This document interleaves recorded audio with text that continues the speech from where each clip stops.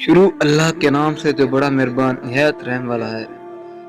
حضرت عبداللہ بن مسعود رضی اللہ تعالی عنہ سے روایت ہے کہ رسول اللہ صلی اللہ علیہ وسلم نے فرمایا، سچ بولنے کا اہتمام کرو، کیونکہ سچ بولنا نیکی کا راستہ دکھاتا ہے اور نیکی جنت کا راستہ دکھاتی ہے۔